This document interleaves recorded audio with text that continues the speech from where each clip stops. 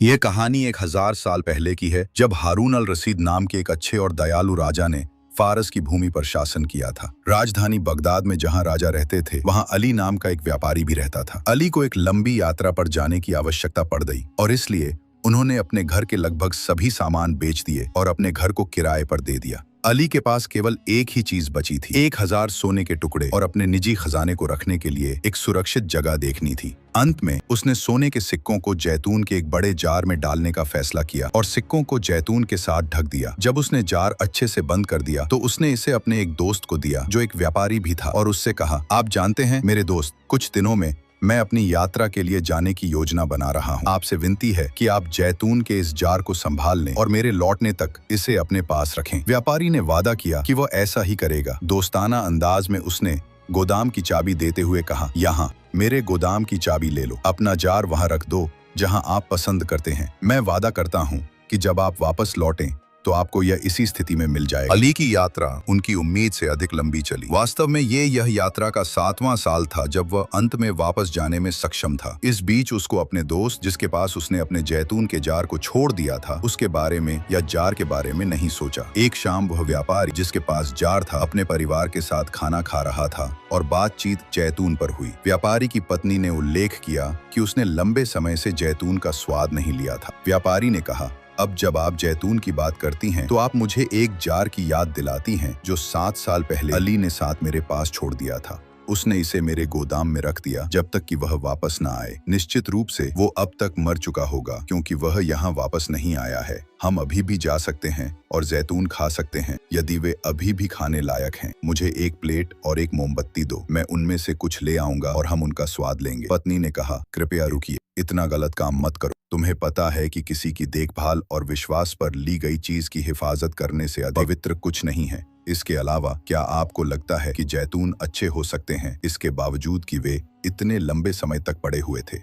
उन पर फफूंदी लग चुकी होगी और खराब हो चुके होंगे। इसके अलावा क्या होगा अगर अली को वापस लौट आया, उसे पता चलेगा कि उसका जार खुल गया है, तो वह आपके चरित्र के बारे में क्या सोचेगा? पत्नी के समझाने के बावजूद व्यापारी गोदाम में घुस गया। उसने जार ढूंढा, उसे खोला और जैतून को हिलाया, लेकिन यह देखने के लिए कि क्या वे सभी नीचे ठीक स्थिति में थे। उन्होंने जार को पलट दिया और सोने के कुछ सिक्के बाहर निकल गए। व्यापारी ने देखा कि जैतून को केवल ऊपर से ढकने के लिए रखा गया था और जार में बाकी सब कुछ सोने के सिक्के थे। उसने तुरंत उन सभी सिक्कों को वापस उसी में डाल दिया, उन्हें पहले की तरह ही ठीक से साथ कवर कर लिया और अपनी पत्नी के पास लौट आया। उसने कहा, सच में बेगम, आप बिल्कुल सही थी कि जैतून खाने लायक नहीं होगी क्योंकि वे बिल्कुल खराब हालत में थे। मैंने जार को वैसे ही बना दिया जैसे अली ने उसे छोड़ा था। अब वह ध्यान नहीं देगा कि जार खुल चुका है। अगर वह कभी लौटकर आ भी गया तो। कुछ दिनों के बाद व्यापारी सोचने लगा कि वह किस तरीके से वे सब सोने के सिक्के तो ले ही ले, साथ ही अली की पूछताछ से भी बच जाएं। अगली सुबह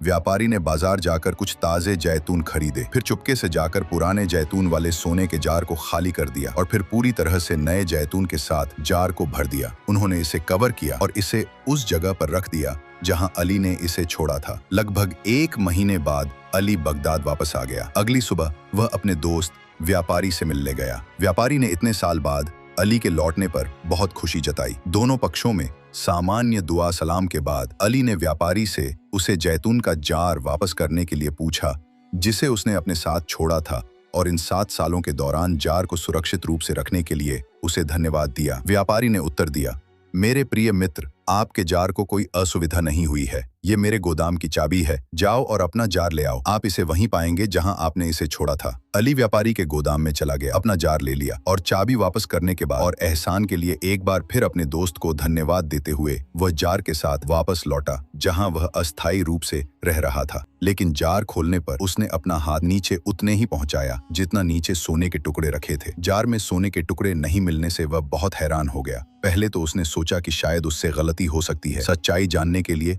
उसने सभी जैतून उलट दिए, लेकिन एक भी सोने का सिक्का बाहर नहीं आया। कुछ समय के लिए वह पूरी तरह से हक्का बक्का हो गया। फिर उसने सोचा, क्या यह संभव है? अली तुरंत व्यापारी के पास लौटा। अली ने कहा, मेरे प्यारे दोस्त, मुझे इतनी जल्दी वापस आते देख हैरान मत होना। मुझे पता है कि जैतून का जार वो ही है जिसे मैंने आपके गोदाम में रखा था, लेकिन जैतून के साथ मैंने जार में 1000 सोने के सिक्के भी रखे थे जिसमें से मुझे एक सिक्का भी नहीं मिला। शायद आपने उन्हें अपने कारोबार में इस्तेमाल किया होगा। यदि हाँ, तो वे आपकी सेवा में हैं, जब तक कि उन्हें वापस करना आपके लिए सुविधाजनक न हो। केवल मुझे मेरे उधार की एक किस्त जो आप अपनी सुविधानुसार मुझे चुका सकते हैं। व्यापारी, जिसने उम्मीद की थी कि अली इस तरह की शिकायत के साथ ही आएगा, एक जवाब के साथ पहले से ही तैयार हो गया था। व्यापारी ने शांत भाव से कहा, मित्र अली, क्या मैंने आपको मेरे गोदाम की चाबी नहीं दी थी? क्या आप इसे खुद नहीं ले गए थे? और क्या जार ठीक वैसा ही नहीं था जैसा आप इसे छोड़ गए थे? अली कुछ कहने ही वाला था, तभी व्यापारी गुस्से में बोल पड़ा, अब जब आप वापस आ गए हैं तो आप सोने के 1000 टुकड़े की मांग कर रहे हैं। क्या आपने कभी मुझे बताया कि ऐसी राशि जार में थी? मुझे आश्चर्य है कि आप हीरे या मोती की मांग नहीं कर रहे हैं। मेरे घर में तूफान लाना, एक भद्दा आरोप लगाना, मेरा अपमान करना